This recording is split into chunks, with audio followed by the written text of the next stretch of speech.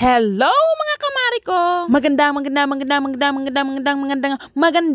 buhay mga kamari ko! Panibagong araw, panibagong trabaho! At ngayon, hinahanda ko ang gazebo. Dahil may guest kami na kakain dito. Na-vacuum na rin ito ng kasama ko kahapon. Kaya follow-up check-up na lang ngayon. After ng follow-up check-up nito, magsiset ako ng table nila mga kamari ko. 4 pa naman silang kakain ngayon. Binibilisan ko din dito mga kamari ko kasi kailangan ko pang pumunta ng kusina at tulungan ang mother ko. Kaya gusto ko na mag-transform into Naruto.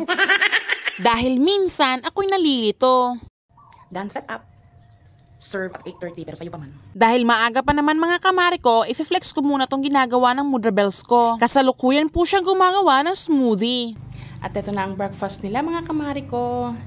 Toast and banana, tomato and basil and omelette with toast bread, at Palawan fish lamayo with rice and a free-range egg, and also the tomato and basil and their fresh mango smoothie with fresh mint, at saka syempre may kape sila.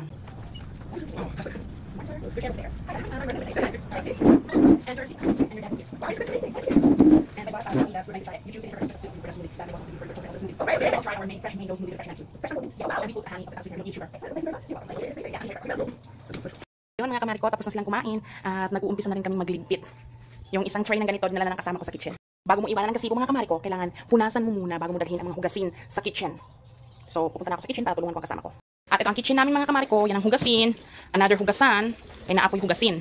So here naman po is another hugasan. Say hi ate! Yan ang kasama ko, si ate Ellen, nanghuhugas na siya ng mga baso. So yun lang po muna mga kamari ko, maghugas muna kami. So ayun mga kamari ko, paalis na ang mga guest. Ayun po, alis na yan sila. Tapusin ko muna ang paghuhugas ng pinggan, and after namin paghugas ng pinggan, aatake na kami sa room nila para i-clean yung, lalo na yung CR nila. Lilinisin yun, tapos papalitan yung mga tubig nila, mag-refill kami. So yun po. At kaya naman po dalawa ang hugasan namin mga kamari ko para hindi po kami matambakan ng hugasin. At pag marami ang guest namin mga kamari ko, hindi ako nakakapaghugas ng mga pinggan dito mga kamari ko. Kasi po nandun ako sa guest nakikipag-entertain sa kanila. Most of the time, nagbubook ng travel nila or nagbubook ng activity nila for the day. At pagkatapos naman mag-book mga kamari ko, may tatawag na naman sa aking ibang guest kasi magpa-farm tour. At may mga guest din mga kamari ko na nagpapatulong magpara ng jeep o kaya tricycle. Most of the time po ay mga foreigner ang guest namin. So ayan na mga kamare, malinis na. Ito naman papuntang CR. Okay na rin ang CR, malinis na. Okay, punta tayo dun sa kabilang room. At ito naman ang room B mga kamare ko. Pagpag lang ang kailangan dyan, pag ganyan mga gamit, pagpag lang yan. Okay na rin yung bathroom. Yan. Pag may mga maraming gamit sila, pagpag lang yan sa ibabaw. Tapos vacuum na, huwag mo nang galawin yung mga gamit na nakapatong kasi bawal kami maggalaw. So ayan na. Pawis ang mari nyo. At syempre mga kamari ko, pagtapos ka na maglinis, hindi talaga kakalimutan ang mag-spray. Sabay sarado ng CR. Tapos, spray dyan, spray dyan, spray dyan. Yan, spray tapos mabango. Sabay patay ng mga ilaw. At syempre, spray din tayo dito sa room B. Sa may bandang ganyan. Kasi tapos sa room A. CR naman ito ng room B. Halos magkaparehas lang silang disenyo ng CR.